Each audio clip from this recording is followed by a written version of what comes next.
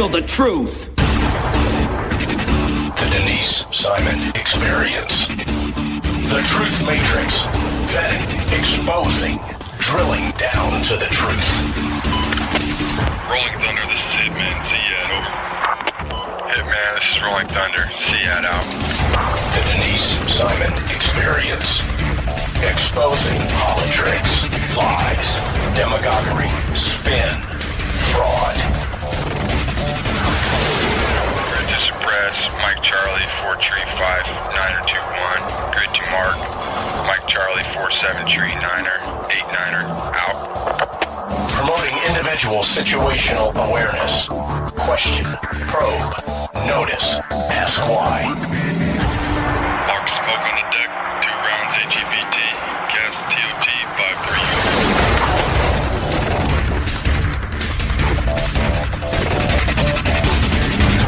And now, the Denise Simon Experience.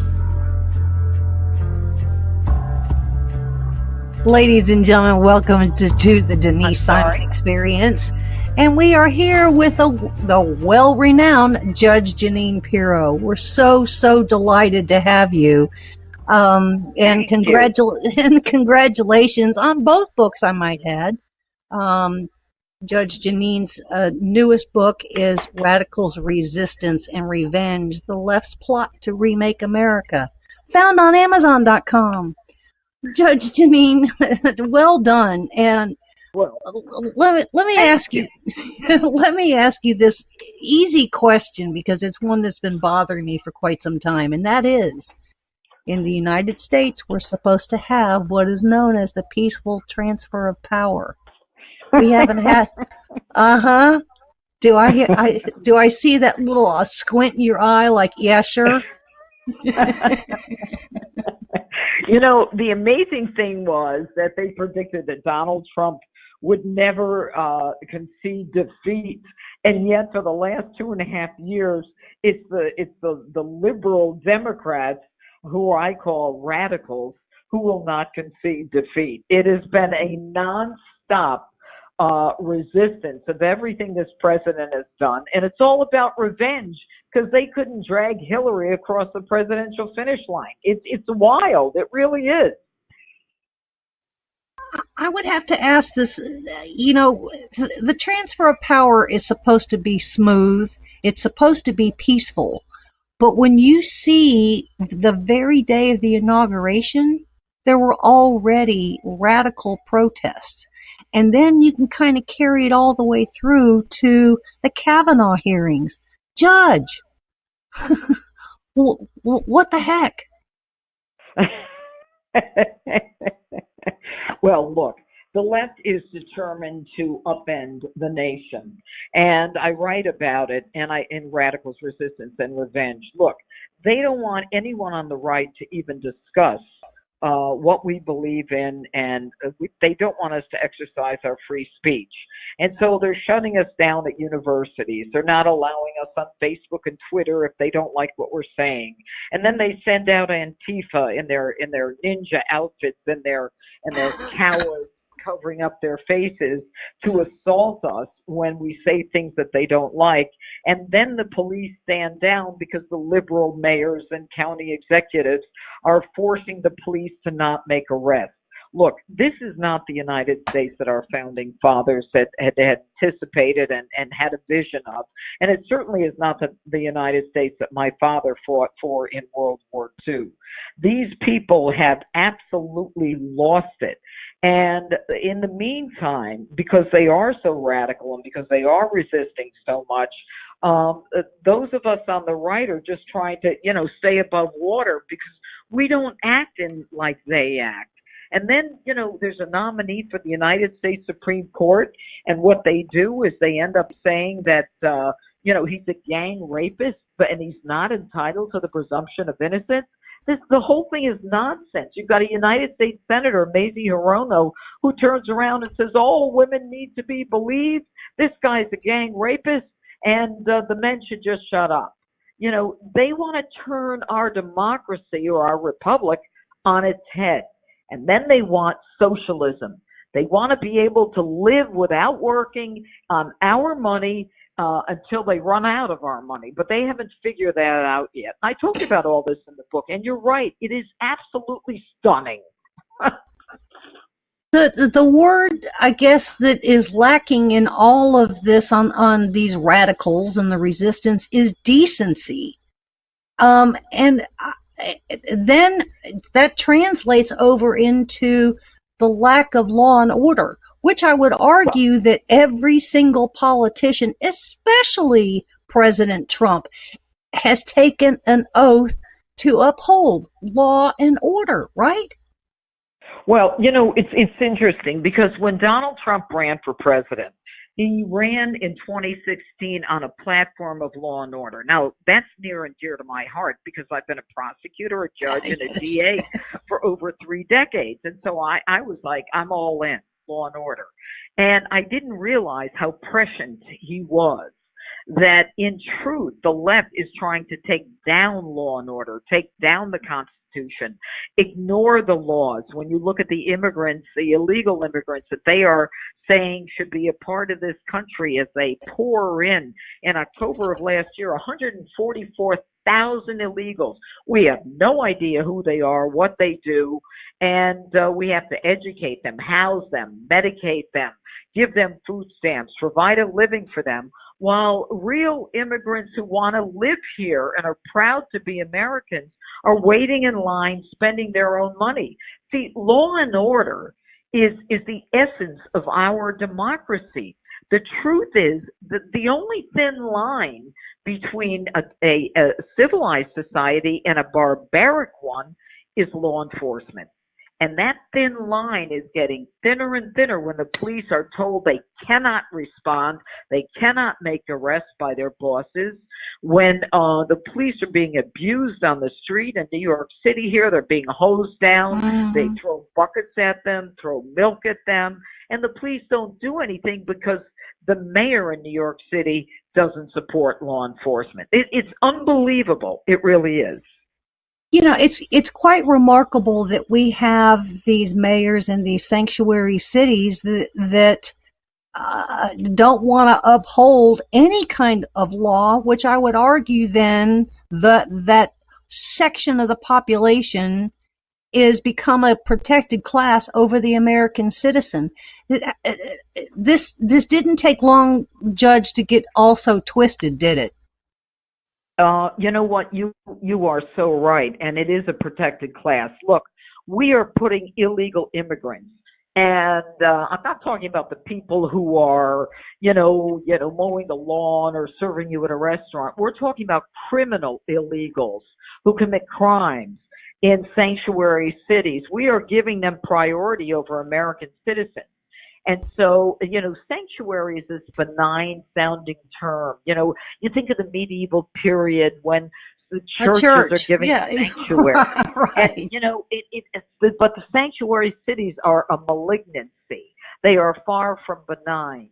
And when they say that ICE should be defunded, it should be eliminated, law enforcement has to stand down, what they're doing is they're putting American citizens at stake with illegals against whom a deportation order has been issued by a judge and who are committing crimes. All you have to do is go to Maryland, and you can see the number of illegals, or in Long Island in New York, where MS-13 are killing, butchering, medieval style, speaking of medieval, other teenagers that from school. I mean, this is horrible. They're cutting their hearts out, literally. This is the most disgusting thing. And the Democrats, well, what they want to do is they want to bring them to the State of the Union. These are people who are all God's children. Well, you know what? I'm going to leave that up to God at this point. We are a nation state. We have the ability to decide who should live here and who shouldn't live here. And you know what? You've got to swear allegiance to this country, and you've got to be able to, at the very least, go through a vetting process so we know who you are, what you're all about. And, the issue that is so difficult right now is the social net. How do we pay for all of this? How do schools take care of all these kids who are coming in, and you have the ability to pay for the teachers? This is tough stuff, I'm telling you.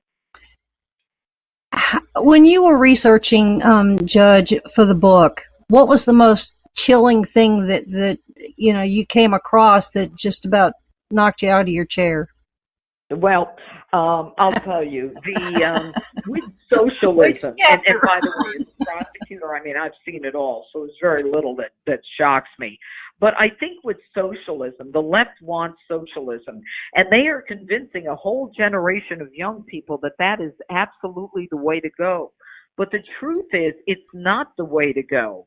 And, Bernie Sanders, I have a whole chapter on the Democrat clown car, these progressives who are far from progressive. And he had on his United States Senate website how Venezuela was a shining example of socialism, except now they're eating their zoo animals and women are giving birth on the side of the road. The research that I found in these socialist countries it is frightening. And that young people, they'll say, oh, well, the Scandinavian countries, and I make very clear in the book, I go through all the Scandinavian countries, they have a free market system. And, capitalism is working. We have a soaring economy. We're the envy of other countries. And they want to end this? I mean, we've got more jobs in this country than people to fill them. When was the last time you heard that?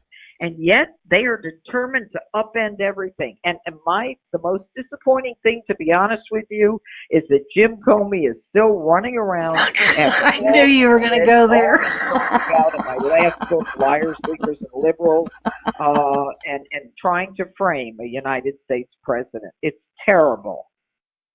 Well, and I would say that, we heard about the whole thing with Brett Kavanaugh, but when we found out about Brett Kavanaugh, what was percolating the entire time was the whole Jim Comey, McCabe, Strzok, Page, Clapper, Brennan operation with Russia. I blame one person, and I talked a bit about this on my show this past week, and I blame one person for the fracture that we went through as a nation for 2 years with Russia, and Donald Trump is a Putin puppet and a Russian asset, and that is James Comey. Because but for James Comey actually, leaking information to the New York Times in the hopes of getting a special counsel, which he did, none of this would have happened. And the amazing part is the special counsel found nothing. There was no collusion. There was no Russia conspiracy. And yet, for 2 years, the Democrats, they tripped over each other to try to convince Americans that this is what was going on with Donald Trump. And by the way, have you heard any of the presidential candidates in the Democrat clown car talk about Russia collusion? No, because they knew it was fake news.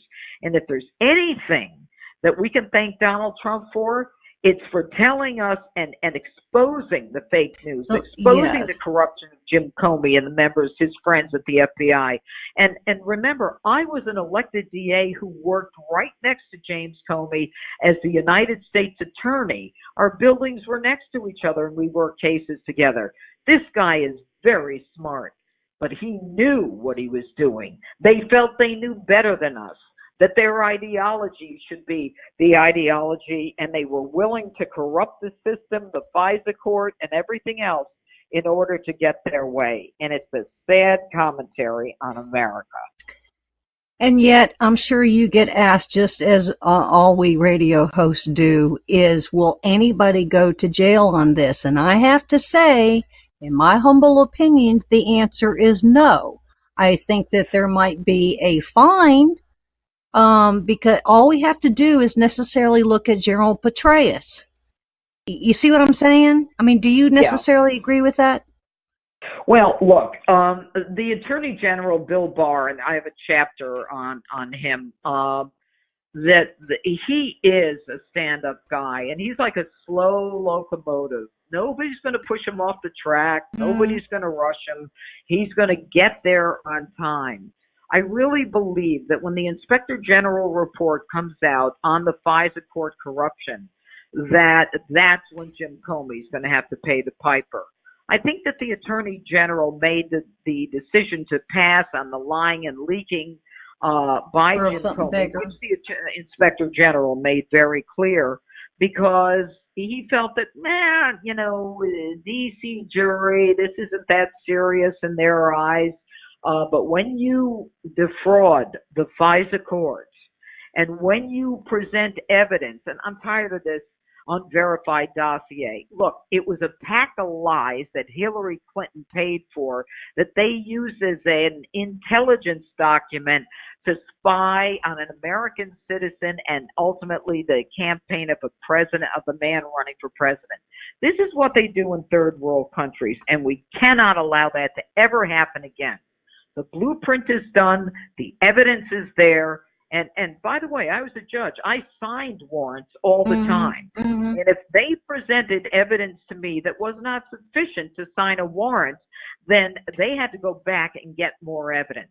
So the question is, was a FISA judge in on it? And if you read the text messages between Strzok and Page, they said, we have to meet with a judge, maybe under the cover of a dinner party. They all knew what they were doing, and it's time for someone to be indicted for this.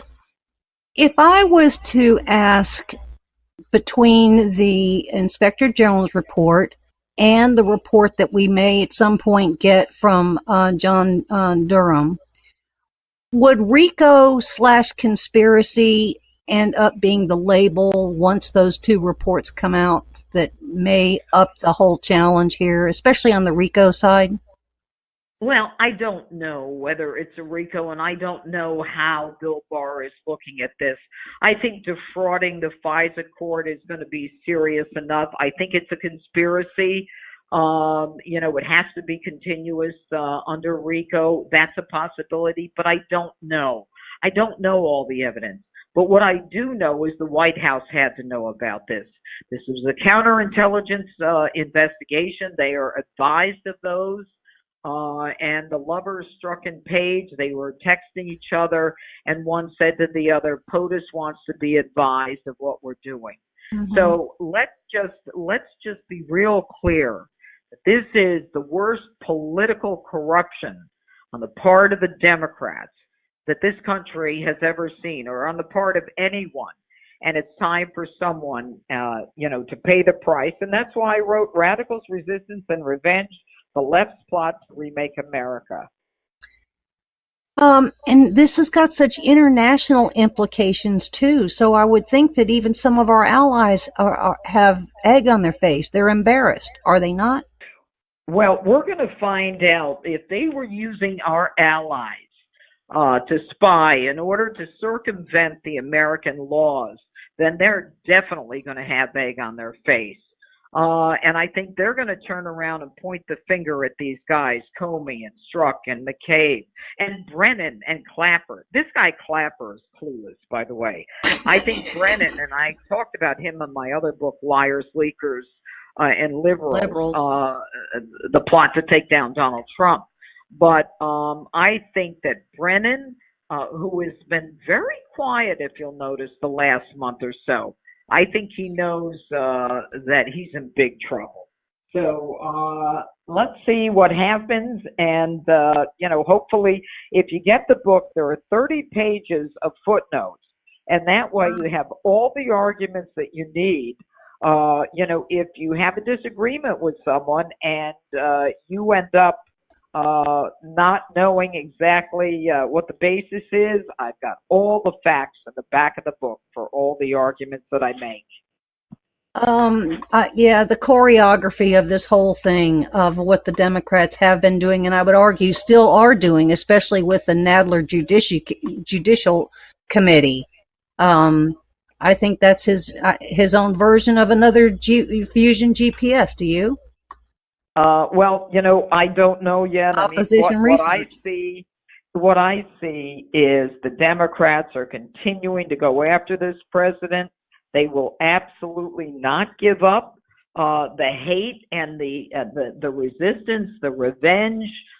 They just want to take back America. And if you recall, Lindsey Graham during the Brett Kavanaugh hearings, he blew up, and that was classic. When he said, "You guys want power so much, I hope you never get it," because of the way they're going about it. But Judge Jeanine, we know that you're on a short dime here, I know, and congratulations on the book, Judge Jeanine Pirro, Radicals, Resistance, and Revenge. Best wishes, and thanks for the good work that you've done, and we'll see you over there on the Fox News channel. And thank you for your questions, and thank you to your listeners. I mean, you obviously are very on top of what's going on. Thank you so much. Thank you. Okay. Thank you. Bye-bye. And ladies and gentlemen, just so you know, she's got some remarkable reviews on the book. One even says, I considered the audio version, but because I love to hear her, but trust me, when you read the book, you can virtually hear her voice. She's an outstanding author and devastatingly clear with clarity and sincerity. This person has read other books about the attacks made by the Obama administration on our freedom, our Constitution, and our president, but none holds a candle to Judge Jeanine. Another one, another review, another masterpiece. Guarantee you'll love this book. She calls the Democrat presidential challengers baggy pants bozos. Page 110. How true! In colorful and fast-paced language, Judge Jeanine discusses the biggest political upset in history and how the socialist Democrats just won't quit. Judge Jeanine writes, if Mueller, quote, wanted an indictment, he could have recommended one, unquote. As Jeanine mentions, poignantly, if as a prosecutor you don't have the evidence to indict, you keep your mouth shut. Hear that? Jeanine should know as a former prosecutor. Study this book and be armed with the facts and what really happened, so you're not hoodwinked and bamboozled by fake news. The three best words for Judge Jeanine are tough, tough, tough.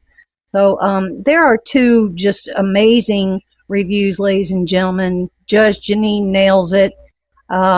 It's very easy to read. Can't put it down. Great information. She's got the citations in there for you. So you'd be selling yourself short if, in fact, you don't grab the book, Radicals, Resistance, and Revenge. So make sure, ladies and gentlemen, you stay with us because there's more coming your way on the Denise Simon Experience.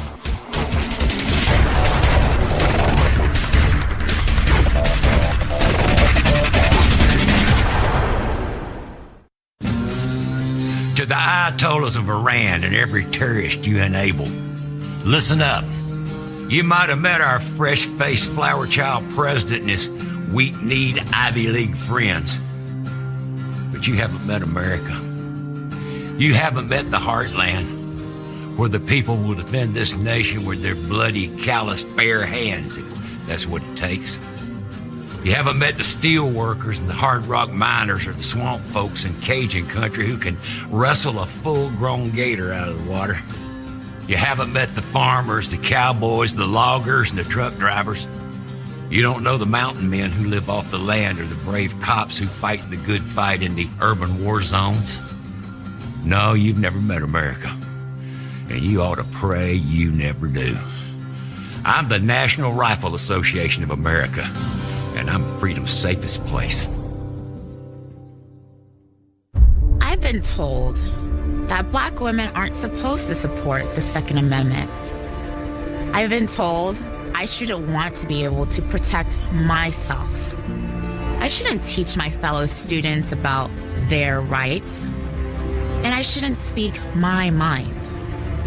Thank God I didn't listen. To all of those who have called me a sellout, an Uncle Tom, or a pawn for someone else, here's what should scare you. I never changed my beliefs. I woke up and realized that you don't represent them. You don't speak for me, and you don't think for me. I am not the victim you need me to be, and I'm talking to more women like me every single day. I'm the National Rifle Association of America, and I'm freedom's safest place.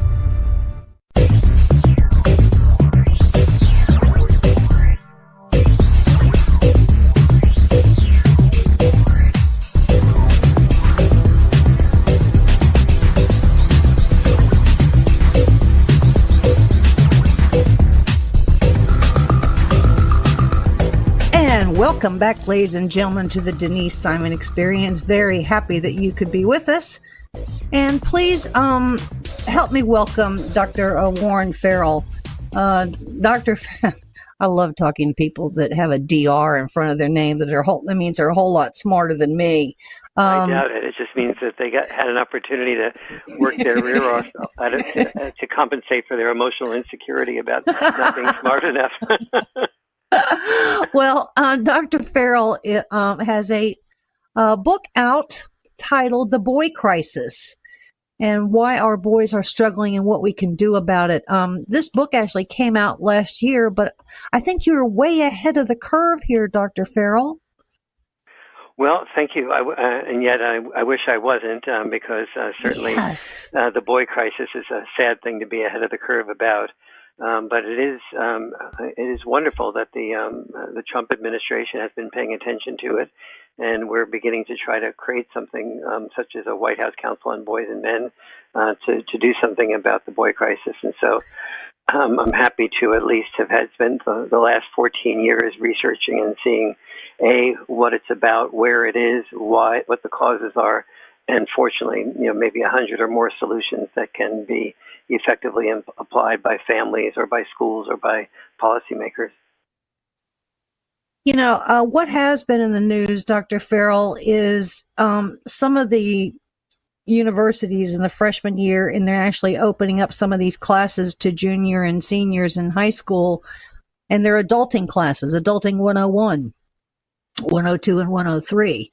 I was poking around and I saw where the university, several are doing it, but I thought, okay, I'll kind of scrap the California universities and go other places. And lo and behold, I see University of Nebraska and University of South Carolina are offering Adulting 101s, which tells me that, and they include basic car maintenance, professionalism, how to do your laundry, and that just tells me not only do we have a boy crisis, we have a girl crisis. And I think it's just because the whole family unit, especially when you don't have a father in the house, there's so much that's broken and lacking. Is that right? That turns out to be exactly right. You put your finger right on it.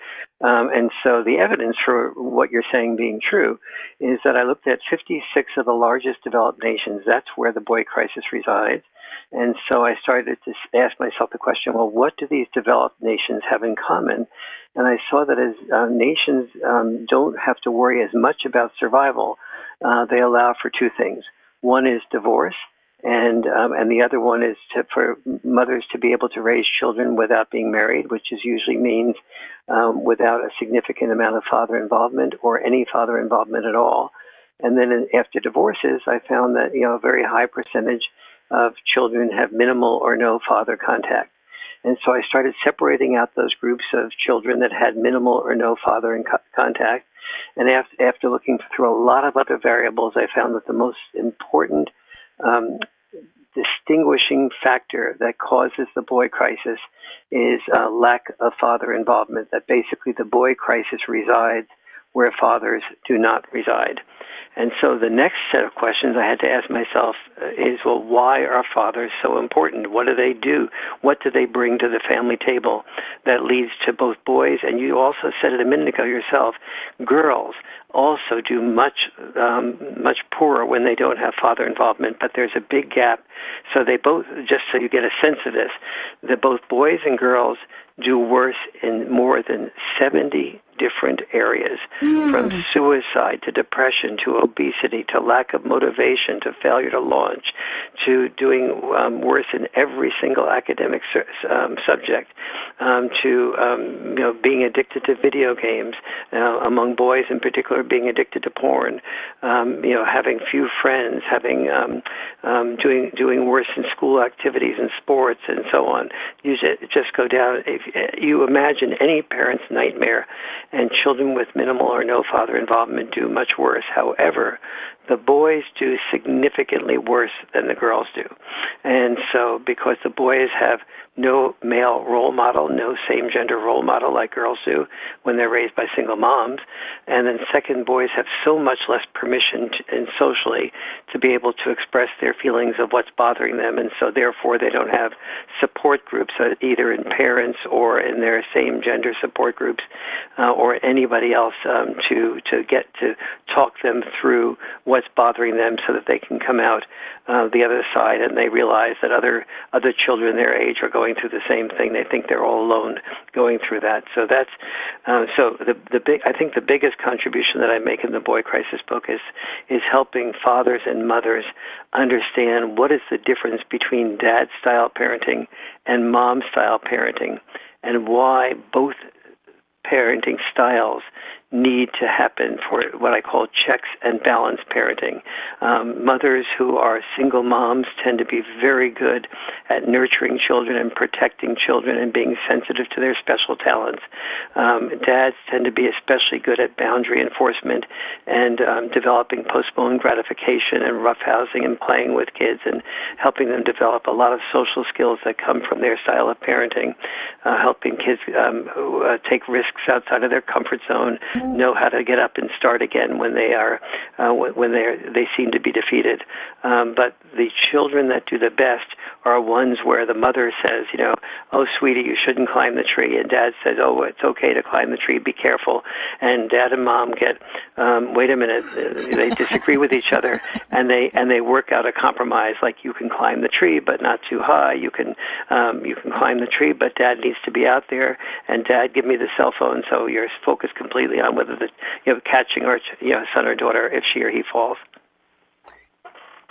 And I would also say that these parents, whether it's one or the other, and in many cases certainly not both, do any of them feel like they're cheating their children because there's not both parents there?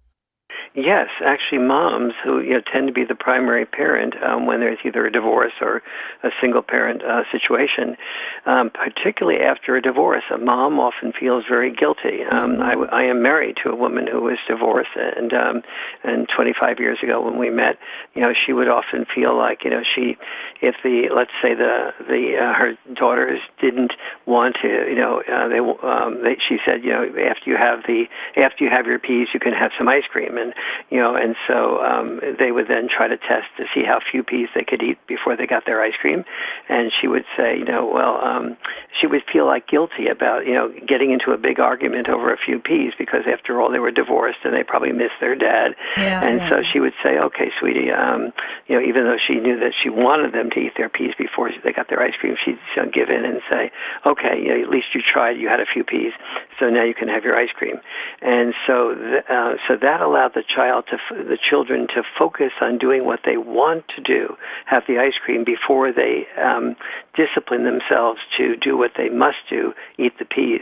Whereas dads are far more likely, on average, to say something like, hey, excuse me, we have a deal here. The deal here is you can't have your ice cream until you finish your peas. Oh, Dad, you're so mean. Well, you can continue whining and complaining like that, and then there'll be no more ice cream. There'll be no ice cream tomorrow night either.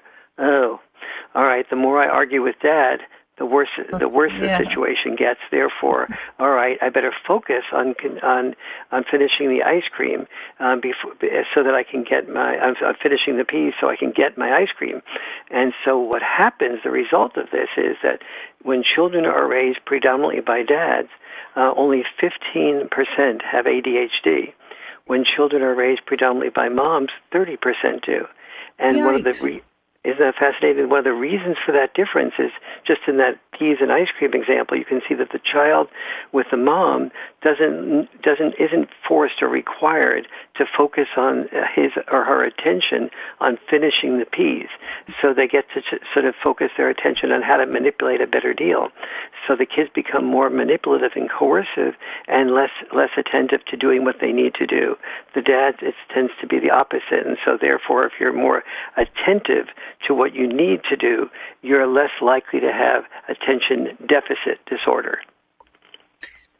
I would also think that there's a career kind of component here because, a lot of necessarily well-paying blue-collar jobs, welders and mechanics and engineers and all those kinds of things, those would tend to come from some learning sessions, if you will, if you had the dad in the house. And since you don't, the 12-year-old kid has no concept of where the dipstick is to check the oil in the car, right? You're absolutely right. And the other dimension, the other contributor to this issue, in addition to lack of father, is and just feeling like, my father would take me out into the garage and he'd start building this and building that. Yeah. And, even though he'd only ask me to sort of pass him the hammer and stuff like that, nevertheless, I got used to sort of like being around the types of things that were like that. And even though I'm not great at that now, I was much more of an academically inclined young man, and which is probably what got me to have a PhD and be a writer. But about 30% of children are, especially and more than that with boys, are not academically inclined. And so one of the ways that we're hurting also, in addition to dad deprivation for these boys, is we've done a terrible job with vocational education in schools. Mm-hmm. And Jerome Powell, the Federal Reserve Chair, said that there's two crises looming in our future. One is the crisis in cyber warfare, and the other is the boy crisis. And that's been exacerbated by our schools not preparing our boys for AI, artificial intelligence, and other forms of new technologies that are coming up in the future. Now, the schools have begun to improve on that recently, but they have a long way to go to be up with, say, countries like Japan, where about 30-35% of the children do have vocational education tracks, and 99.5% of them get jobs immediately when they graduate from those vocational education tracks. Whereas here in the United States, those tracks tend to be non-existent or weaker. And so the children, and you have all go to college and not to be really admired if they become a plumber and make $125,000 a year. And so the children, the boys don't feel as honored doing that, and so they don't have an opportunity to sort of really stand out. They therefore drop out of high school, and then the boys who drop out of high school, more than 20% of them do not have jobs in their early 20s.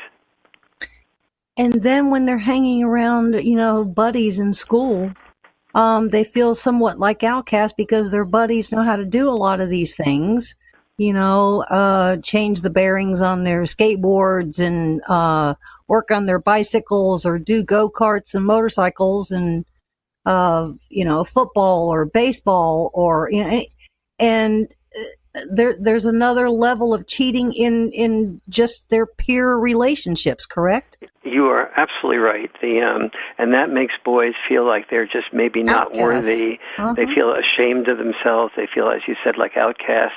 And so, and the key issue here is that not having dads is not just a physical man and who shows them what he's doing, but doesn't give them an option to not learn and not participate. It's maybe a Saturday or a Sunday, and the kid feels like going out and just playing with these other kids or hanging out with other kids or being focused on a video game that he's part of. And Dad says, "Nope, you got to come out and and help me get dirty." Yes, get dirty. The car needs repairing. Come out and do this. Oh no, Dad, I'll come out after I finish the game. Nope, you finish the game after you come out. And that tends to be much more Dad's hostile, whereas moms are more sensitive, tend on average to be more sensitive to the fact that, okay, I don't want to force him to, leave his game right in the middle of the game when he has to, maybe lose, et cetera, et cetera. That would make him feel bad. So let him finish the game first, and then he comes out an hour later when the sun has gone down, and, it's no longer a relevant time. And so he learns to be more passive-aggressive as opposed to learning to do what he needs to do, come out and help Dad with this project or that project before he gets what he wants to do. That's the postponed gratification that tends to be much more frequent. And postponed gratification is the single biggest predictor of success or failure, not only in school, but also in whatever your dream is. So if you have a natural propensity for being a musician or an actor or an artist, wonderful. Mom will notice it immediately and will encourage the boy or girl to sort of pursue that. But without postponed gratification, the boy or girl doesn't have the discipline to complete the rehearsals for the basketball team, the rehearsals for the play, doing the art and then doing the business of getting it on display at a gallery or something like that. And so ultimately, the dream tends to fail. And after a while, what I discovered when I was researching the Boy Crisis book was that the dream that failed again and again led to the boy or girl being afraid to dream after a while. And so with the fear of dreaming, the feeling of being ashamed at not getting things done and accomplished like other kids in the class did, that all sort of leads to that depression, that withdrawal, often trauma, in worst case scenarios, suicide, but in more normal scenarios, the boy in particular, when it comes to boy-girl time, the boy finds that girls are not interested in dating losers, which translates into boys who don't perform. And so he then, with the fear of rejection, he turns to porn because he feels like, porn is access to a variety of females without fear of rejection at a price he can afford. And so he then turns to porn to do that, and then he gets addicted to pornography or starts thinking that the girl that he does meet is going to behave in a way that girls behave in pornographic films or whatever.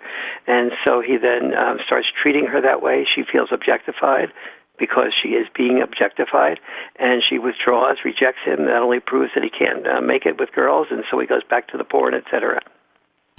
And then we have, there was a study that was done by the Department of Justice several years ago that after this last shooting, I think in El Paso, that the LA Times published, and I think they went back to 1966. And the top 4 reasons for, these shooters, if you will, is because there is a trauma. And yes. You have described some of that trauma, and everything has to do with some kind of detachment, some kind of personal event that happened to them that just continued to manifest until they hit their late teens and early 20s, and maybe even into their late 20s. And so it plays out in at some point in violence because that's their only outlet, right? Correct. And this is complex because when I did the research for the Boy Crisis book, I definitely found, as you're saying, that let's say like the most recent shooter he was fired from a job and that's obviously traumatic if you've had that job for a while. And so shooter after shooter has these traumatic or rejecting type of experiences. So, but most of us in life have an experience where we are rejected. My wife was fired from her first job. And she was not, but she didn't respond by shooting people.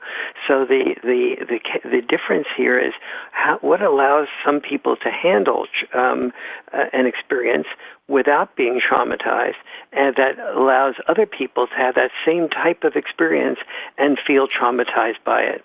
And one of the things that happens, so for example, when dads do things like roughhousing with kids and playing let's say soccer, one of the things that most fathers do who do that type of roughhousing is they make sure that they win sometimes and their child loses.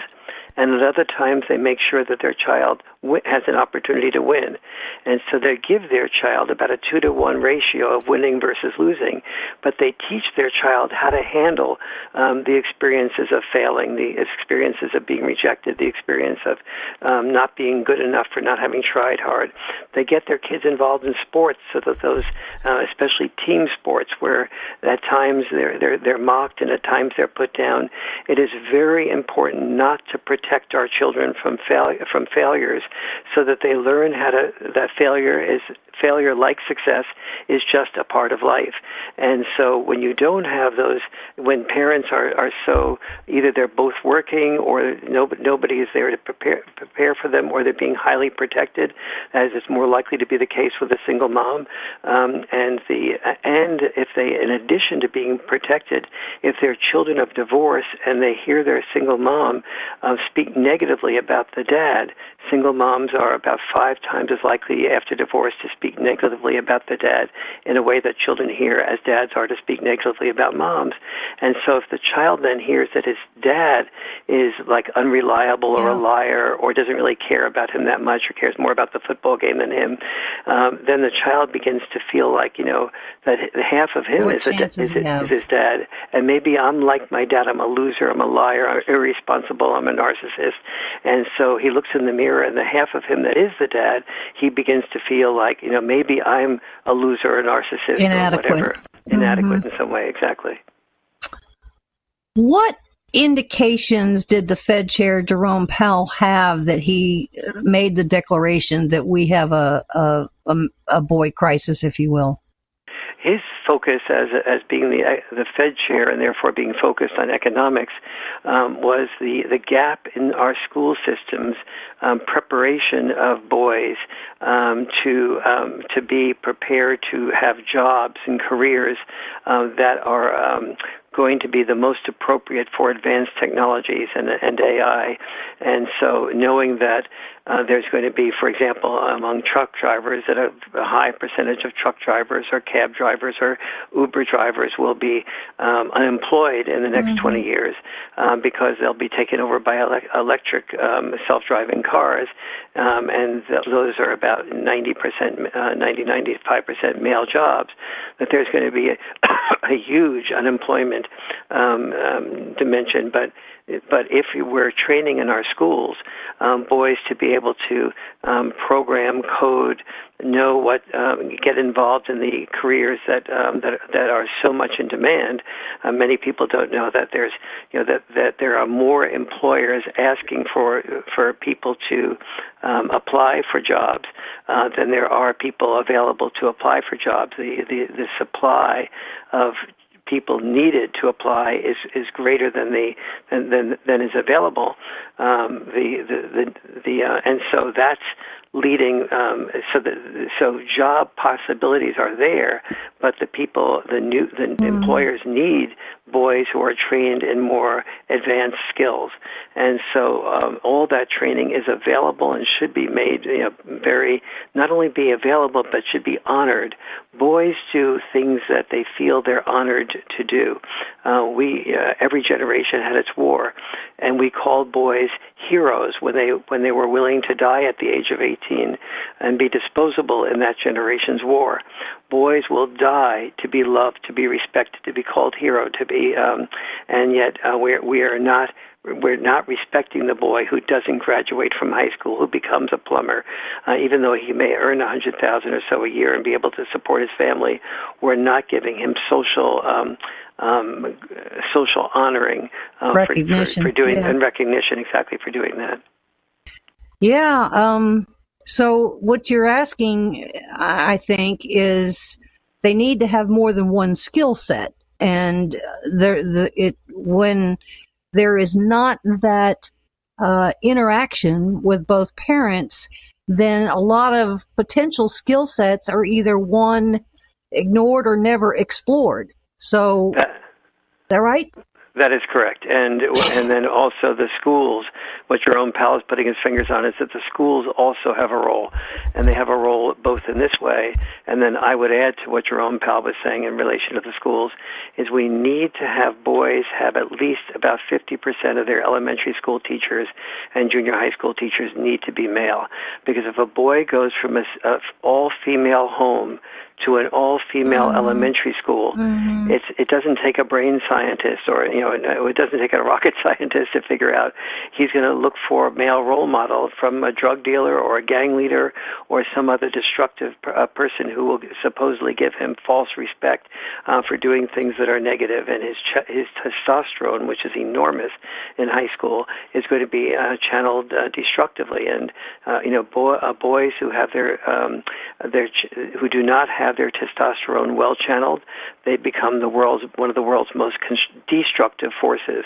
Boys who have good role models like the Boy Scouts, Cub Scouts, fathers, really good stepfathers, they become among the world's most constructive forces. And so what we've seen that has happened recently to the Boy Scouts, where they have to have, girls in them now, is exactly the opposite of what we should be doing. Yes, fortunately, the Boy Scouts really have not been that as much destroyed as the press would have us believe. The Girl Scouts, for the most part, are kept separately. They have separate entities from the Boy Scouts, and it's actually teaching many girls to take more risks than the Girl Scouts encourage their daughters to do. So if you're a parent listening to this, do not be discouraged from involving your children in the Boy Scouts, especially get them involved with the Cub Scouts, and also get them involved with faith-based communities, because faith-based communities where the faith-based leader is someone who gets together your son with other boys his age to talk about in small group situations what types of challenges or problems that your son is dealing with. And when your son sees that the other 7 or 8 boys in his group are dealing with the same type of problems, it makes him feel much less lonely, much less isolated, much less likely to withdraw into depression. What a festering mess, and it Yes, it's well said. Sadly said. Yeah, it took us a while to get here, but through the work of people like you, and I would say some others in government, and maybe even law enforcement, and coaches, and teachers, I think some of this is being recognized. And you offer solutions, and I know that those are beginning to kind of permeate out there, some of these solutions. But it's so important for the future. I mean, in order for the United States to compete at anything, correct? Yes, it is. I mean, this is both a family problem, it's a school problem, and it's a national security problem, which is why Jerome Powell put his fingers on that as well. And I have to say, I'm working now with the Department of Justice. Excellent. I'm working also with HHS, Health and Human Services, and I'm working with the White House now.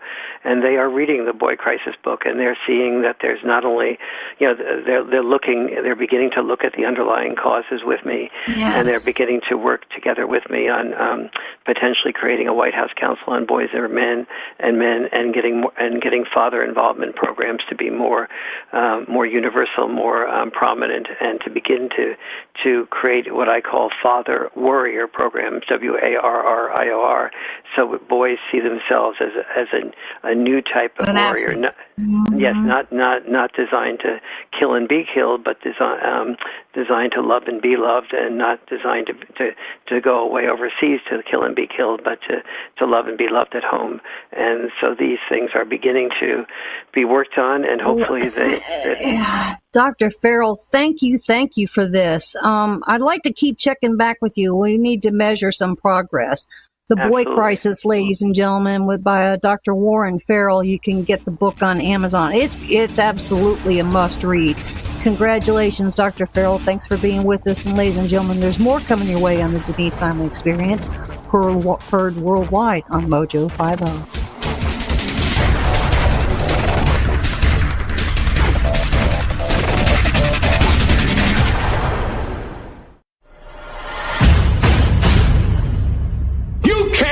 The truth. The Denise Simon Experience. The Truth Matrix. Vetting, exposing, drilling down to the truth. Rolling Thunder, this is Hitman. See ya. Over. Hitman, this is Rolling Thunder. See ya out. The Simon Experience. Exposing politics, lies, demagoguery, spin, fraud. Grid to suppress, Mike Charlie 4 tree 5 9er 2-1. Grid to mark, Mike Charlie 4-7 tree 9er 8-9er out. Promoting individual situational awareness. Question, probe, notice, ask why. Mark smoke on the deck, 2 rounds HEVT, gas TOT 5-3. And now, the Denise Simon Experience. And thanks, ladies and gentlemen, for hanging with us here on the Denise Simon Experience. Very happy that you could stay along for the ride. I got the distinct pleasure of having Roger Simon with us now. Roger Simon, it's been a long, long time since he's been on the Denise Simon Experience, but the cool thing is he's still out there and he's being quite productive. Roger has been a contributor for the Wall Street Journal and the New York Times, the Washington Post, Real Clear Politics, especially over at PJ Media, City Journal. He's also been on talk radio and cable TV. And thank you, Roger, for being with us. And I'm supposed to ask you about the GOAT. And I'm a little curious. Yeah, I'm a little curious because it's got a tennis racket on the cover, and I happen to play competitive tennis 4 days a week. Well, so tell us about your. Yes, we should. All right, I'll tell you about this. This is right up your alley because it is the GOAT, as in not the Billy Goat, but as in the greatest of all time. And if you're a tennis fan, you were no doubt paying attention to Mr. Nadal last night, who certainly 5 hours considered one of the GOATs or possible GOATs in the world of tennis. It's become a very competitive thing between Djokovic, Nadal, and Federer. But this particular GOAT is not any of them because it's sort of based on people like me who in their 70s have finally made it to the finals of the seniors tournament at their club after being a club. And in the first game, their back goes out. If the guy's back, whose name is Dan Gelber, goes out, something fierce. He's taken to Cedars-Sinai Medical Center. The doctor says, "You got to operate. This is terrible." But a woman from India or somewhere like that, who's doing the cleanup in the corner, says, "Do not do operation. Always makes worse. Go see my cousin. Go see my cousin Gambo in the valley. He fix up." Yeah. But the guy's a Westerner, of course, right? So he has the operation. But guess what? The woman is right, and the operation is a disaster. He can barely move. He's given up on everything. He's on the brink of suicide. So he finally goes out to the valley to Gambo's place, and he meets this Ayurvedic doctor, this from Nepal, as it turns out, who starts to give him herbs from the Himalayas. And he starts to get younger. Younger? No, I'm not going to give away the story entirely. Okay. It's a Faust type story, if you know that, or Damn Yankees or so forth. But he has the second life, and he comes back, and he ends up beating the very Nadal at the French Open. And on clay. But by the way, this is a dream. I mean, you probably dream of beating Serena or something. Anyway, here's what I'm not going to tell you what happens from there. But as in most of the Faust or those kinds of stories where you get a second life, it doesn't prove out to be just as great as he hopes it is. And there's some problems, and he gets to marry a beautiful girl and all that kind of stuff. But well, if your listeners have to read it for themselves. It's a cautionary tale, but it's very funny. I promise you that. Well, I think somebody of your talent, when you write a book like this, ladies and gentlemen, titled "The GOAT," found over at Amazon, you're almost doing us a mental service because it gives us a chance to laugh. And it takes us away from all the other nonsense that we have to deal with all day long. So I would say that your book is probably therapeutic. I hope so. It's meant to be, but on the other hand, it's got a message too, and the message it takes you a little beyond politics. But, I'm always very aware that there's tremendous discrimination out there right now against conservatives in the arts. I mean, it's pretty tough. I might have written this as a movie first.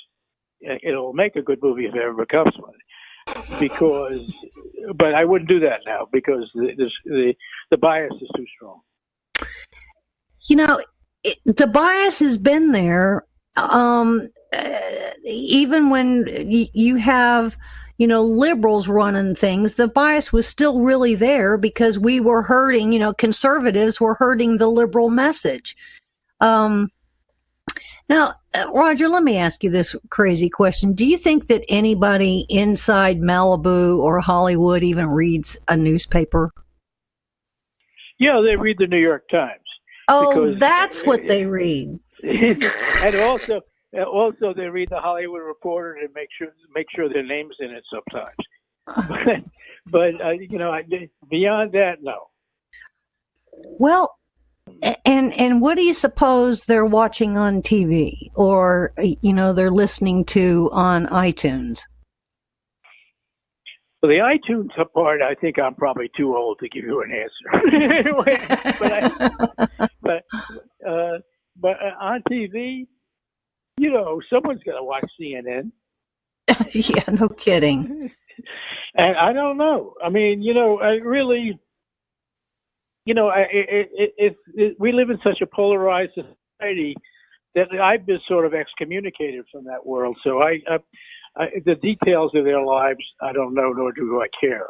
Although I can, a lot of it, I mean, that recent thing where the folks of Will and Grace wanted to out every conservative, that was just reprehensible. I mean, they belong in the Bill of Rights jail. Well, wouldn't it be fun to actually challenge, any of these people to a televised debate, and really be able to see the lack of facts that they have? I mean, if you can stand to watch The View, that there's really a lack of facts there. You know what I'm saying? Sure. I mean, yes, so if you handed them facts and piece parts of history, they wouldn't know how to act. Yet they're actors, right? Yeah, they wouldn't know how to act, but they're not interested either. So they have that advantage. I mean, you can confront them with facts, but they won't hear them really. They'll change the subject and move on. So that's the frustration. I mean, you'd like to think that a debate like that would be edifying, but I'm not sure. Maybe, I hope so, but I don't know. I mean, they're pretty far gone. These people, they believe their beliefs are like a form of religion. So it's not exactly you can't tell you can't tell a Muslim not to believe in Muhammad. I mean, it's just not easy to do. And this is convinced as that. I mean, so I don't know. Do you think? I mean, like Robert De Niro. Do you think that somebody from the Democratic National Committee or some of these that they took a talking points memo and they sent it to the studios or to the top agents and said, disseminate this because media and the liberals need your help, and so that's what they're doing? I think so. There's a memo went out. Yes, I think that there are networks of these kinds of things. I don't think it goes directly to the studios. I think it may go to individuals that they think will use it, like De Niro is someone who, I don't think you need to tell De Niro to hate Trump, for example. They didn't send De Niro a memo to tell him they wanted to punch Trump in the nose or whatever he said. I mean, I think that just came from the man himself. But I think they do, as you said, I think they do, to individuals. I don't think they would. I think it's, maybe they do it to studios, but I doubt it. I mean, it seems stupid to do that. I mean, you might get caught. Anything you put in email or in a text message is easy to... Invisible ink, yeah. Yeah, exactly. I mean, I'm smart enough to know I'm not that smart. They only talk on the phone. The phone is safer than email and text messages. Wouldn't it be fun just to be a fly on the wall and go to these cocktail parties where you've got Little Miss Messing or Robert De Niro or Alec Baldwin or, a few of these others and really just in a casual setting to hear what they are saying when they don't have a microphone or a camera in front of them? Well, if anything, it's going to be worse. Right. So I've had enough of it. Frankly, I mean, I don't have that. I don't want to hear it anymore. But I will. But I don't want to hear it. I just want to figure out ways to promulgate my own work and those of other people I think are good, and try not to lose too much sleep over these people.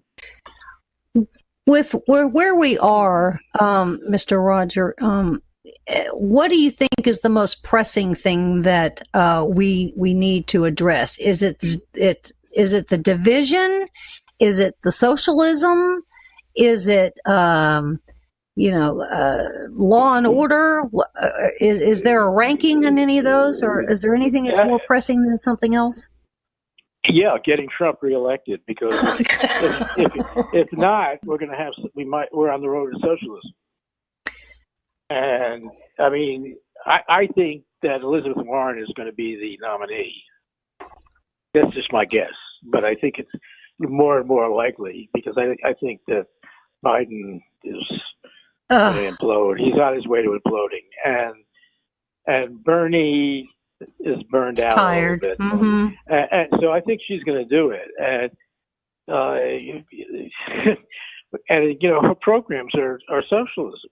So whether she'll get those programs through, I don't know. But I think that's what it's all about right now. I mean, and part of that is going to be whether the trade deal with China goes through, and all that stuff is we're all going to be. We're just pawns of history, I'm afraid, Denise. Oh, indeed, Roger. I think you're certainly right. Now, I really thought it was going to be Kamala Harris, but I think I've proven to be wrong on that, and I'm beginning to think that it will be Miss Liawatha, as I like to call her. Yeah, I think you're right. I mean, I think Kamala was too much of an opportunist. So, I mean, she reveals herself. She has no beliefs. Actually, she wouldn't be as dangerous a president, I don't think, as Liawatha, because she doesn't believe in anything, really, Kamala. She just, all she wants to do is get elected. She doesn't, I mean, everything she said 3 years ago is different from what she's saying today. I mean, so she's not, and once she got in office, she'd probably get a little scared to go too far. But that's just my guess. But she's not going to. I mean, she's finished. I mean, I don't see anybody but Warren, or I mean, I could be surprised, but Warren or Biden squeaking through in the end. Or Tom Steyer, does he have a chance? I don't think so. I think nobody knows who he is except for us. I mean, and I don't think no. If you got invited to the White House to have, cocktails and hors d'oeuvres, although Trump doesn't drink alcohol, but he's drinking lemonade. Okay, and you're having a martini. What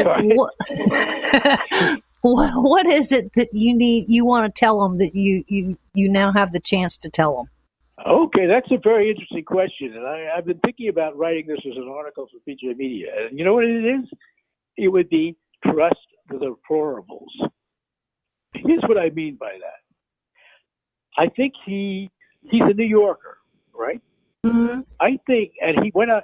I was on the campaign trail for PJ Media during the last election. So, and I was in that rope line where he was always pointing at all the fake news people, and they were, and none of them went around the rope line, which was easy as pie, to actually go talk to all these people who were But you did.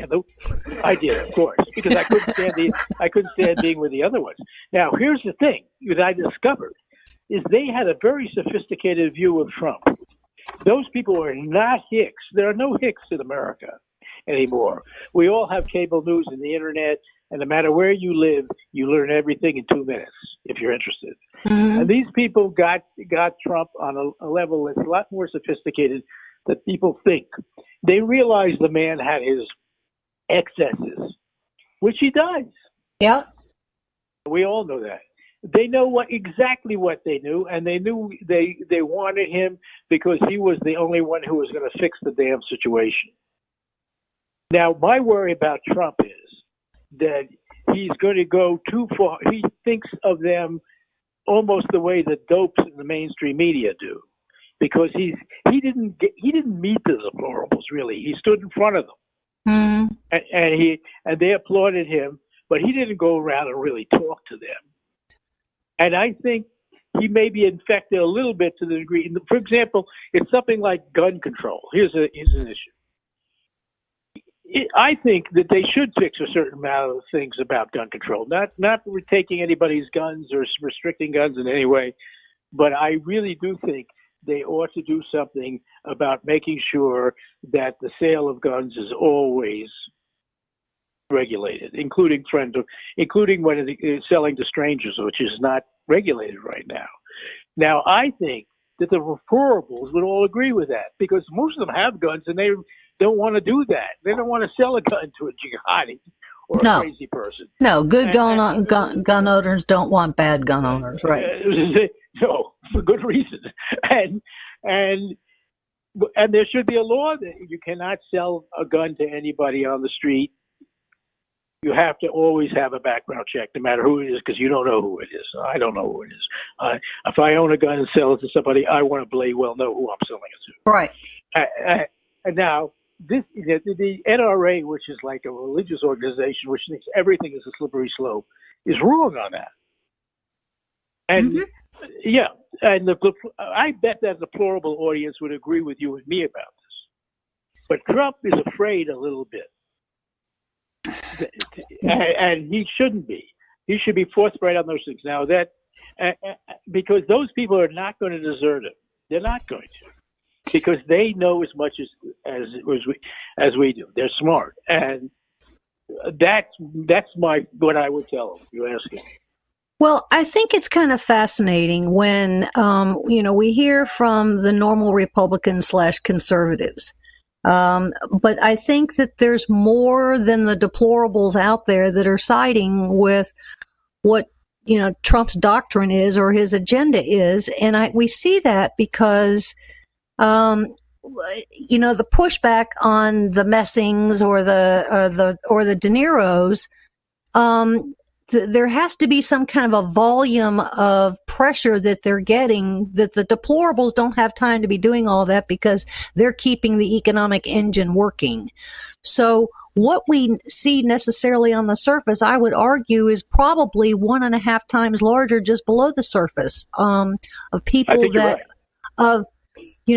Trump and his excesses, is one thing, but the survival and the thriving of this country transcended all of that. And I believe that there's another quotient of the population that are voting for the right reasons and not voting because they're union or not voting because they're, they want, coal or survive. I mean, they're voting for the right reasons. You think there's some truth in that?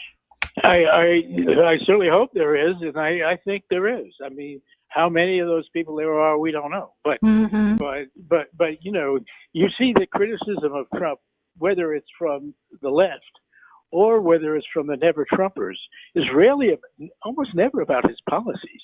It's always about his demeanor. Correct. But it's only the policies style. that really count. Yeah, his style. Yeah. It's not, but it's the policies that what make the machine go, and but they don't even talk about it because they know he's mostly right. So that I think that speaks to what you're saying, because the same people are observing that. I mean, because a logical person knows that the most important thing is what the decisions are and what policies go. Are we doing enough to push back on the media and say Hollywood and kind of putting in their place, or do we just let them roll? I mean, it's kind of like we don't have the time for them, but they're always in our face. Yeah. Well, do we need to do more? Yeah, but De Niro. You gave an example of De Niro. See, he's a great actor. He's a famous person for a legitimate reason. But most of these people are just marginal, Mm-hmm. and they want to attract attention to themselves by having a political opinion, even though they have no education, because actors do not tend to have education. However, that's what you're dealing with. But I think the best way to deal with them is comedy and mockery.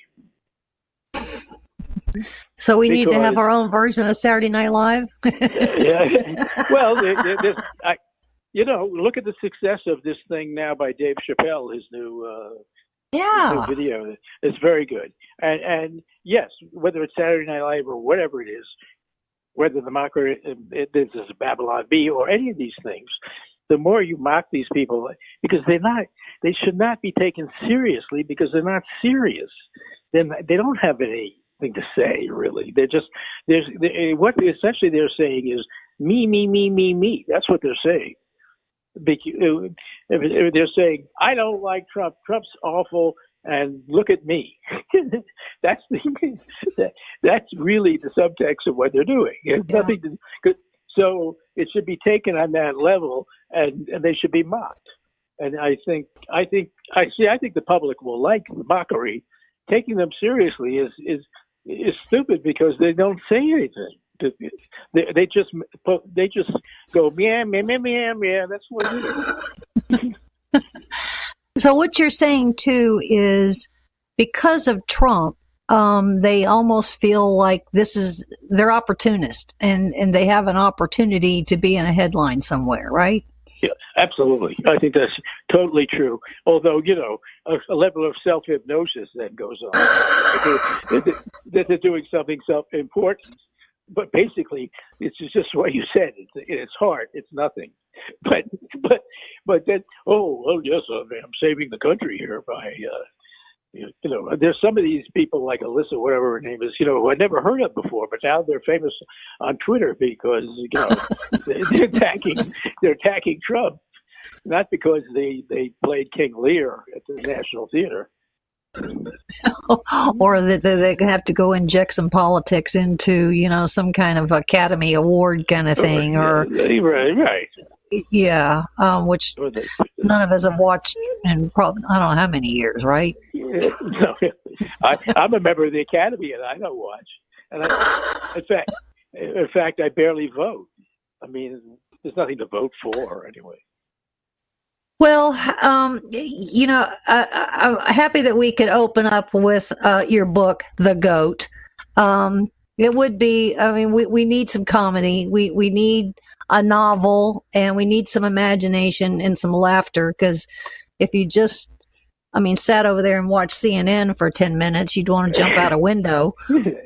Or even MSNBC with Joe and Micah, whatever her name is. I haven't watched that in years. I haven't either.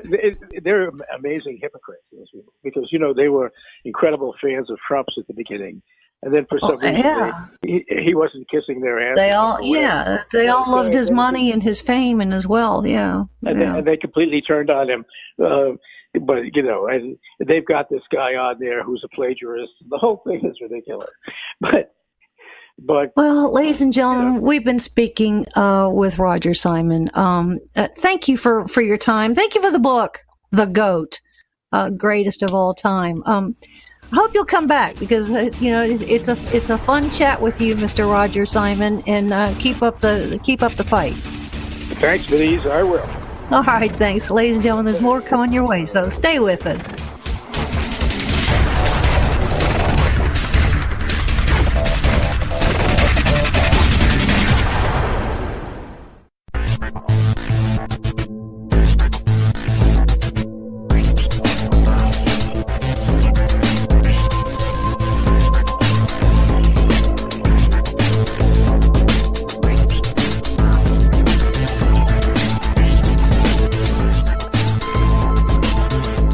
Welcome back, ladies and gentlemen, to the Denise Simon Experience, heard worldwide on Mojo 50. Everett Bartlett is back with us. He was with us about a month ago, and we were certainly discussing, I guess, women and where this whole Me Too kind of thing. And we had some legislation that went through the House that didn't go into the Senate, and it was putting, I don't know how to say this, Everett, but it was putting women in kind of its own protected class to the expense of, I would say, other women and certainly men. And Everett, we finished that conversation. He said he'd come back because we actually have some unfinished business to talk about. But thank you, Everett Bartlett, for being with us on the Denise Simon Experience. It's my pleasure, Denise. Good to chat with you. Let's start off, however, you've got a website, Stop Abusive and Violent Environments, otherwise known as saveservices.org. Saveservices.org. Share with the listeners a little bit what this site is about, if you would. Well, fundamentally, we're all about restoring truth and justice in our legal system. So whether it's lack of due process, whether it's failure to recognize the presumption of innocence, whether it's a lot of our focus is on the campus kangaroo courts. So we're trying to get us back to the constitutional protections to assure that people who are accused of heinous actions are treated constitutionally with due process. We are never going to get by the court of public opinion, I would argue. I mean, it's always going to necessarily be there. And a lot of times, people end up being very wrong in their advanced conclusions without having all the facts. And it seems to certainly be the case with university administrators. As soon as there's an allegation made for some kind of a predator, if you will, then the administrators, campus police, and whatnot automatically, I would say, have their own court of public opinion, and there's guilt before there's even a case. Is that right? I think that's very true, Denise, and that's why we call them campus kangaroo courts. And some of your listeners may not have heard that term, but it really refers to such a crazy process where the investigation is slanted. It's a biased investigation from the beginning. Investigators don't get both sides of the story. They're filtering all of the information that we would call evidence that we call that exonerates or proves the innocence of the accused. They kind of tune that out, and so their investigative report points the finger at the wrong person or points the finger when it shouldn't be pointed at all.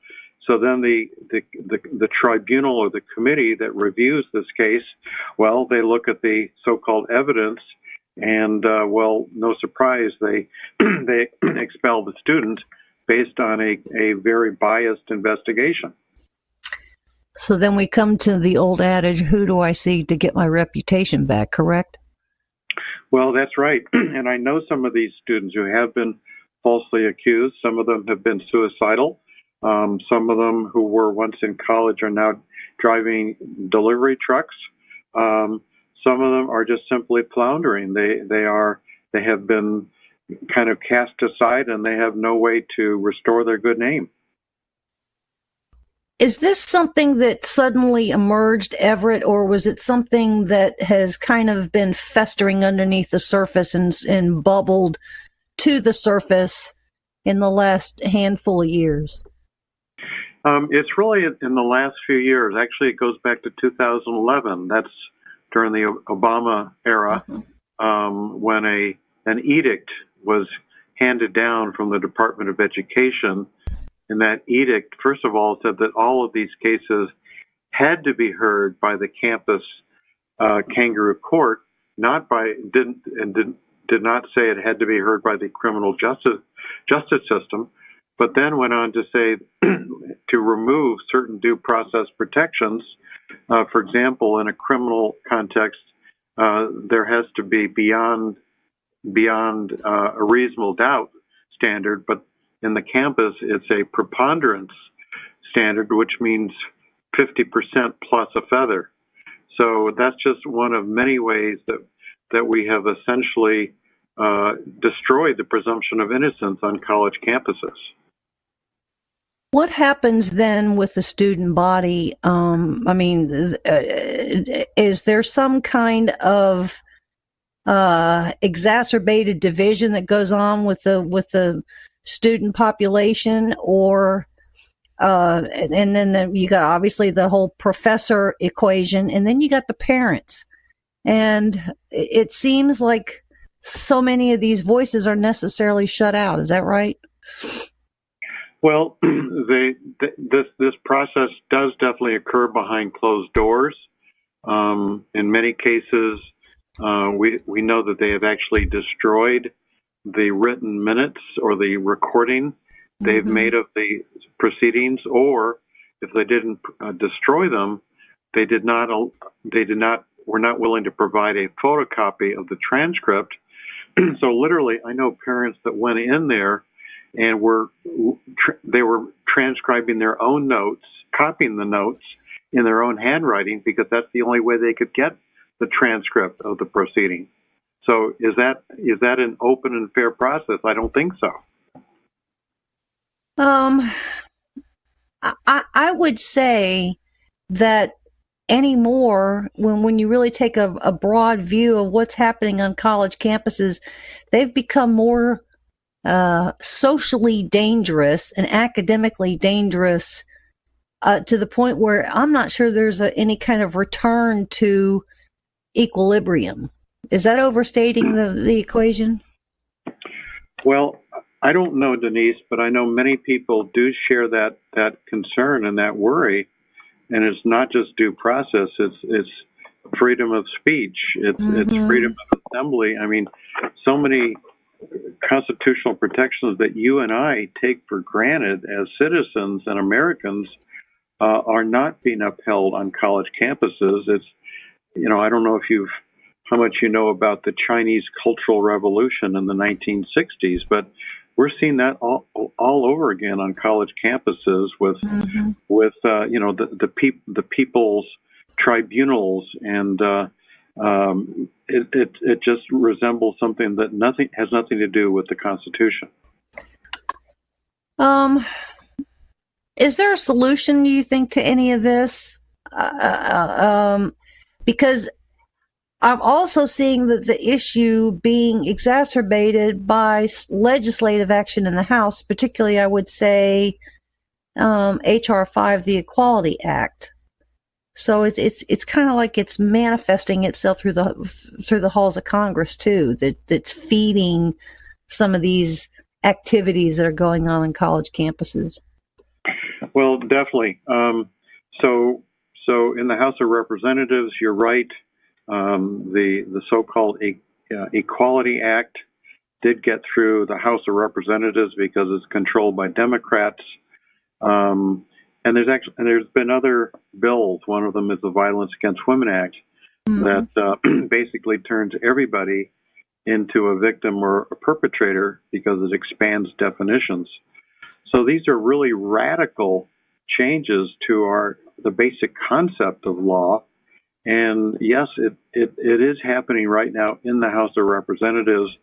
Fortunately, we have thoughtful Republican senators who see what's going on, who see the agenda, and are very skeptical about whether they're going to go along with this stuff. We go back a handful of years. We had the Don't Ask, Don't Tell. We had the Defense of Marriage Act that got repealed. Everett, it's all being turned upside down in front of us, but it kind of comes in piece parts. So to put it all together, so kind of lay it out on a tabletop to see what's in front of you is almost an impossible task. I would challenge that you've probably done that, and you don't see a very good summary of this, do you?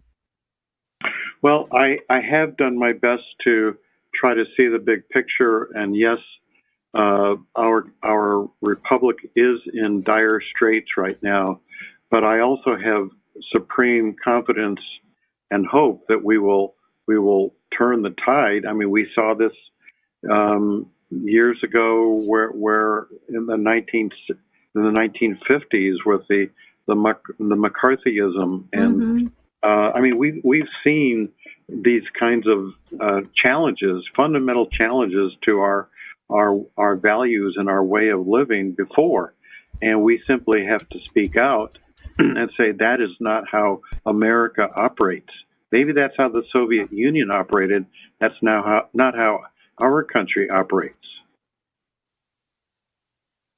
The Violence Against Women Act and H.R. 5, for instance, how come those two haven't been challenged constitutionally in some court, a lower court? I mean, it takes a long time for anything to ever get to the Supreme Court if it has to go that direction. But, laws in Congress really are not supposed to advance, and certainly going through, let's say the House, somebody, writes it, some lobby group generally, and attaches a check, and then you get a sponsor, then you go around and get a bunch of co-sponsors, and then you introduce it, and then once it's introduced, it kind of goes over to a committee, and in most cases it goes over to the House Judiciary.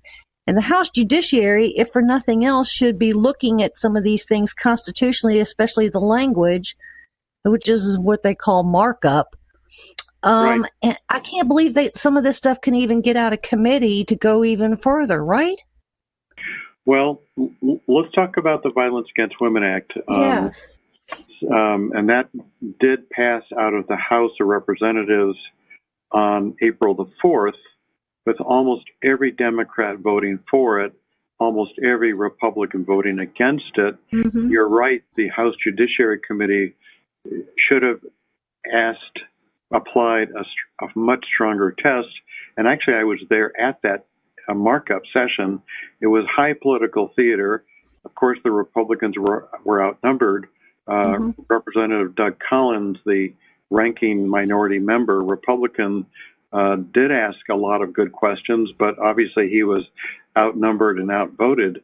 So that very flawed bill with these incredibly expanded definitions that turn everybody into victims or perpetrators, that was then sent to the Senate, and fortunately the Senate is controlled by Republicans, and they saw the ruse. They saw. They looked at definitions like, emotional abuse, verbal abuse, financial abuse, technological abuse. All of these are new parts of the definition of domestic violence from the House bill, and they shook their head and said, "That's just that's crazy," and they decided they were not going to vote on that bill.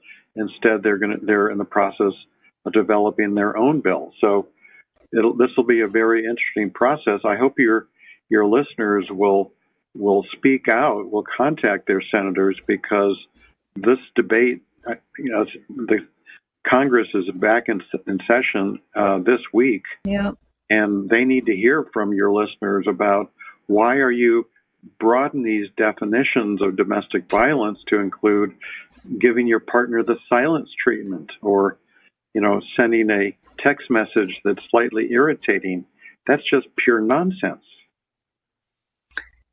The Violence Against Women Act is not a new law. They were just expanding it, correct? Exactly, and that's what they've done every 5 years. They do a reauthorization, and so it started in 1994, right, with a lot of good things in it. But every time they've made it broader and broader.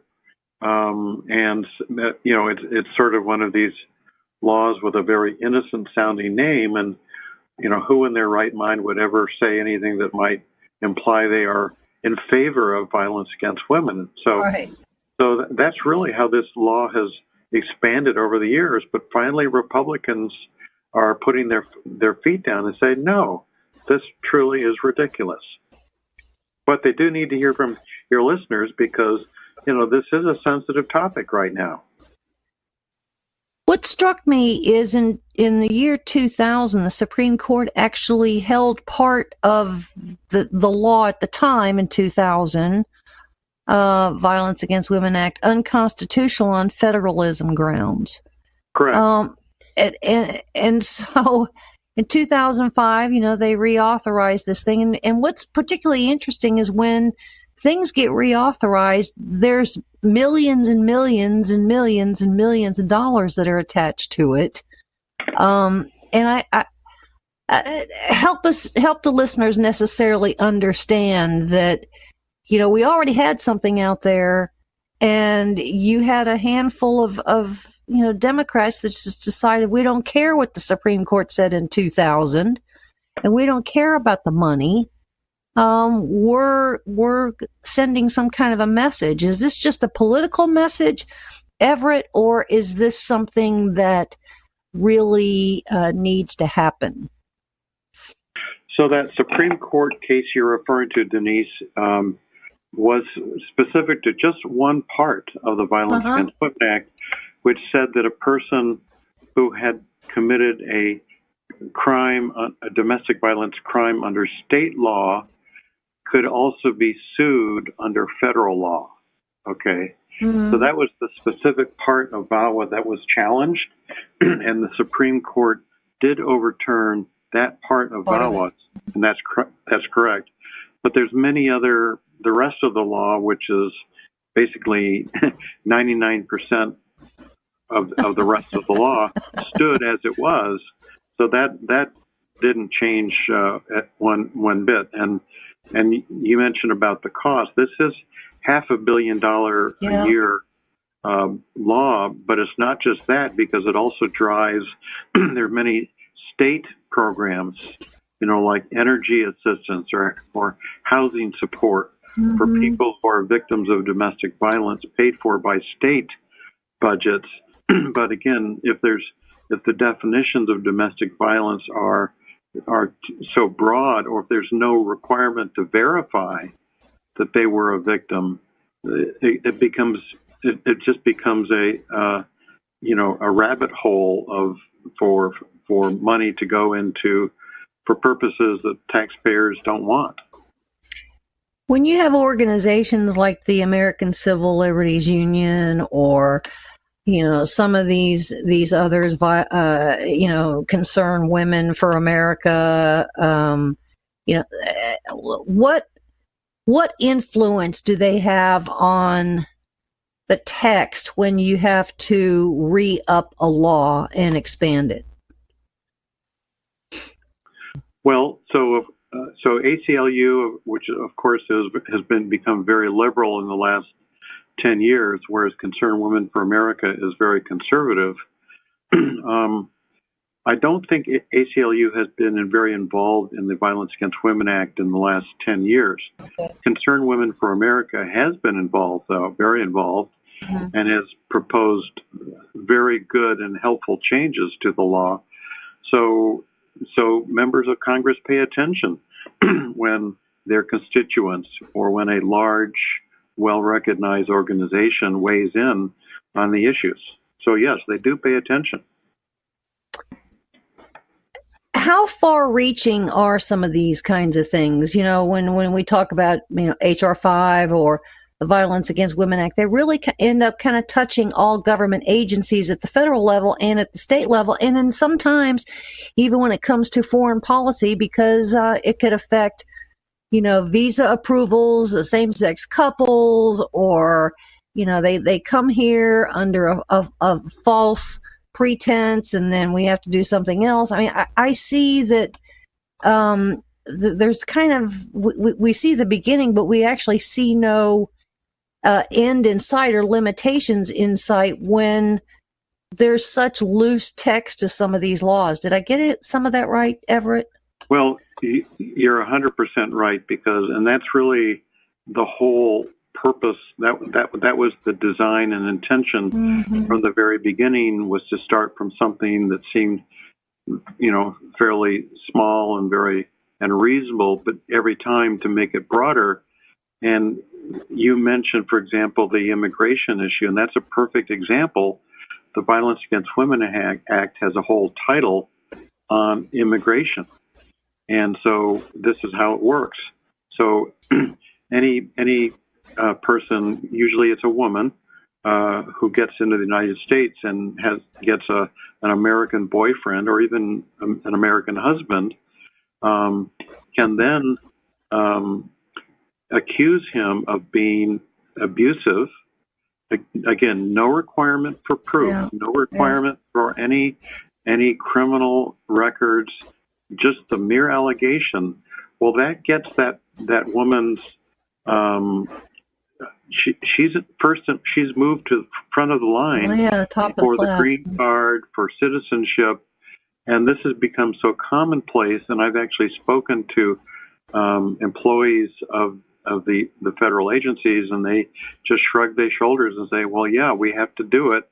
And so it's become essentially another open borders strategy of the extreme left. So yeah, it has far-reaching implications for immigration, for college campuses, for our criminal justice system, on and on. It really is. It has extraordinary broad implications, and most Americans think, "Oh, well, this is about stopping domestic violence." Well, it's gone way beyond that. I mean, I can see all of a sudden these people are going to get free legal representation. You end up with more money going into block grants for women's shelters. Not that some, women don't deserve, some real assistance and end up in women's shelters. And then you're going to change the education system. It's going to end up having some kind of other little twist or bent to it. I don't know, Everett, how do you handle this all day long? Well, again, I'm a believer that eventually the truth and justice prevail.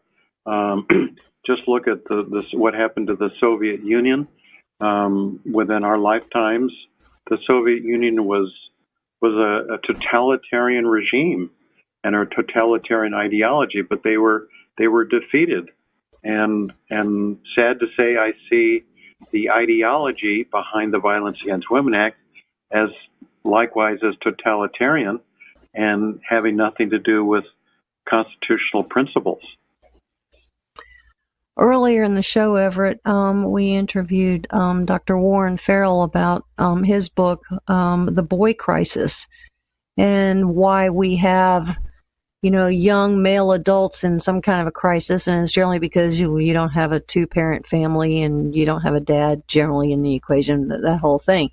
And now we have the whole women component, so it almost as though we have a victim crisis, a gender crisis, a social crisis, kind of all rolled up into one at the makings of, I would say, those policies, those laws coming out of Congress that understanding later consequences of the text is really not measured. So we end up in more with more festering chaos. Did I overstate it there? Well, again, I think you're right, Denise, because there is an ideology behind this, and I think we need to understand what that ideology is. That ideology says that domestic violence is caused by men's patriarchal need for power and control. Mm-hmm. Well, they somehow never explain the fact, but if that's true, why is it that women are now more likely to be the perpetrators than men? Why is it that lesbian couples have the highest rates of domestic violence compared to male homosexual or heterosexual couples? In other words, when you think about it and talk about the facts, this theory of patriarchal domination just crumbles in front of you.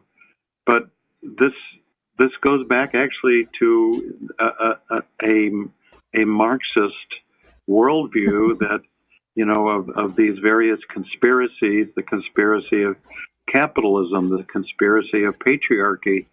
And when you start thinking in terms of these conspiratorial forces at work, well, we're now beginning to see the results of these policies that are based on the neo-Marxist ideologies. Everett, you're a critical thinker on all of this. Was there something here that ended up somehow as the burr under your saddle? Was there one single kind of event that brought all of this to your attention, that you want to fight this fight? That, not that we don't want to fight it with you, but that this has become a stone in your shoe? Well, I've been asked that question a number of times before. And I have never been accused of domestic violence or anything horrible. Right. I've never committed domestic violence. I'm just, I guess, call me an old-fashioned American. I believe in truth and justice. Me too. And when I see people, developing laws based on an ideology, I don't think that's what we're supposed to do, because what does the Constitution say? So anyway, call me an old-fashioned American. I wear that proudly. We're here to make sure that people are done right and treated fairly. Well, there's a lot of piece parts to all of this. You and I have covered a good bit of it. I mean, you've got housing grants, and you've got the stalking component, and you got elder abuse, and you got legal assistance and safe havens, and there's a lot of moving parts that end up kind of permeating themselves when a law comes out. Fortunately, some of these have certainly been stopped by the Republicans. Happy for that. But then it ends up being used by a tool by some of these Democrats that the Republicans don't care about women's safety and public safety and women's rights and all those other kinds of things, correct? Yeah, well, the name calling is pretty extraordinary. So you have to halfway laugh it off, but also you have to push back and say, well, you guys are just plain crazy. That's not true. And what's really crazy is often these people are engaging in projection. In other words, they are the ones who are intolerant. They are the ones that don't care about the welfare of women. So they're just projecting their own stuff on the rest of us, and we need to call that out.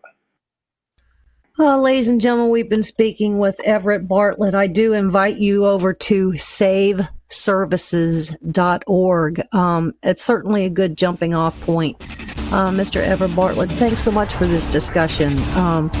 We're going to have to visit it again very soon. And ladies and gentlemen, thanks for being with us on the Denise Simon Experience for Worldwide on Mojo 50.